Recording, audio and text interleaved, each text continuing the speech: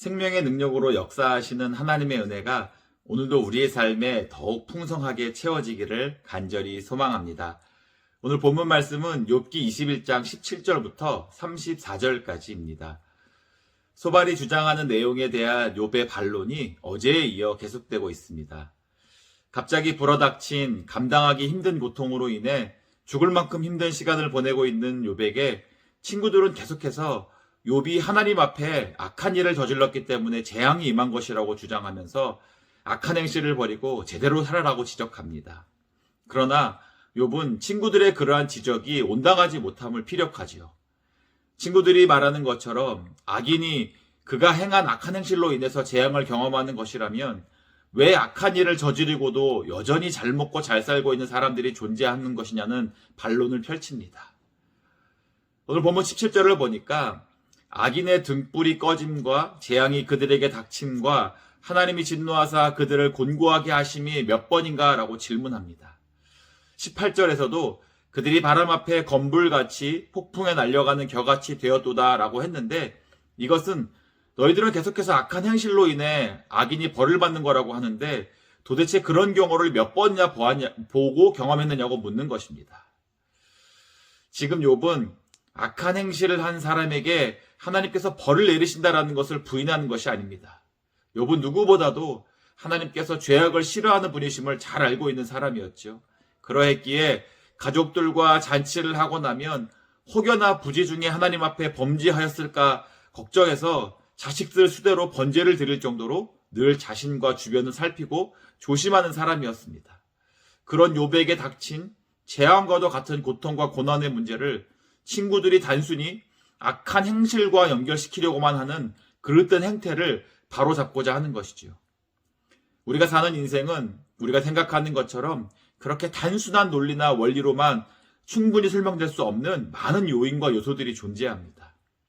그래서 인생을 많은 말들로 설명하고 이해하려고 시도하지만 인생에 대한 어떤 이론도 우리가 살아가는 삶을 100%다 옳게 말할 수 없음을 우리는 잘 알고 있습니다. 왜냐하면 우리가 살아가는 인생은 우리 스스로에게서 비롯된 것이 아니라 우리를 만드시고 다스리시는 하나님에게서 출발했기 때문입니다. 그래서 우리는 하나님 손 안에 있는 존재들이죠. 무슨 이야기입니까?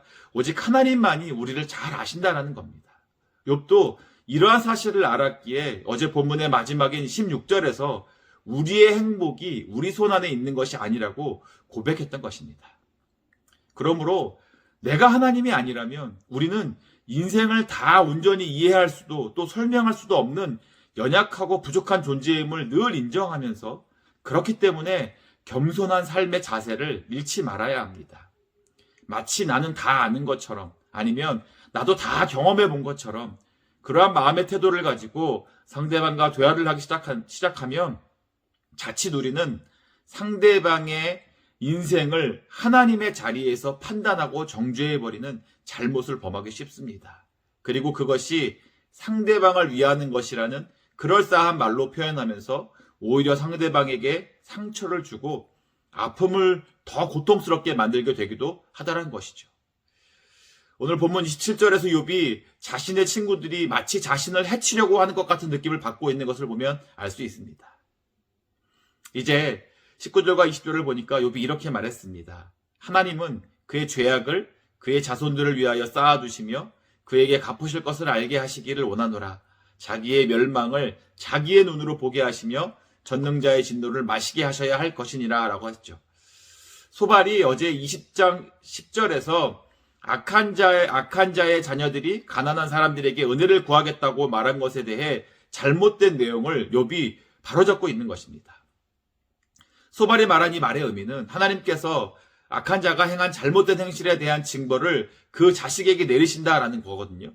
이 말에는 욥의 자식들이 죽은 게 욥이 잘못했기 때문이라는 의미를 포함하고 있기도 합니다. 그런데 지금 욥은 그의 말이 옳지 않다라는 거죠. 부모가 지은 죄 때문에 자식들이 망하는 것이 아니라는 것입니다. 누구든지 자기가 죄를 지었으면 자기의 죄값을 본인이 치르는 것이 마땅하고, 만약에 자신도 잘못한 것이 있다면 당연히 그 고통을 감내할 거라고 말하는 것입니다. 그리고 22절에서 욥은 자신의 친구들의 잘못된 태도를 지적하지요. 22절에서 이렇게 말했습니다. 그러나 하나님께서는 높은 자들을 심판하시나니 누가 능히 하나님께 지식을 가르치겠느냐라고 했습니다. 여기서 높은 자들은 세상적으로 높은 지위에 있는 사람들을 말하는 것이라기보다는 하늘에 있는 영들, 즉 천사들을 가리키는 것이라고 보아야 합니다.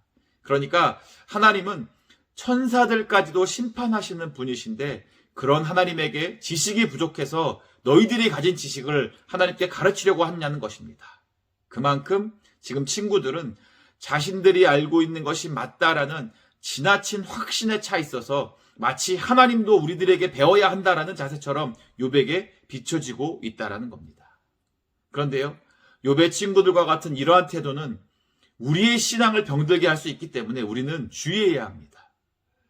욥이 친구들과의 대화에서 계속해서 지적하는 것이 뭐냐면 그들이 말하는 것이 모두에게 동일하게 적용되는 게 아닐 수 있다는 것이죠.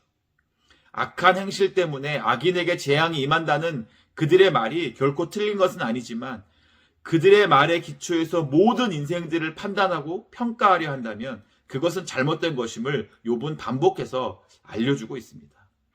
그럼에도 불구하고 그들은 욥의 말을 들으려고 하기보다는 오히려 너의 말은 잘못됐고 우리 말이 옳다라는 것을 반강제적으로 인정하게 하려는 모습을 보이고 있다는 거죠. 자신들이 가진 지식의 그 한계 안에서 자기들 멋대로 다른 사람의 인생을 재단하고 평가하고 판단하는 잘못을 행하고 있다는 겁니다. 그것은 결국 하나님 또한 자신들의 지식적 틀 안에서 이해하고 그것이 마치 전부인 것처럼 내가 하나님을 다 이해하고 아는 것처럼 행동하는 교만을 낳게 되더라는 것이죠. 하나님은 우리의 지식, 우리의 경험 너머에 계신 분이십니다.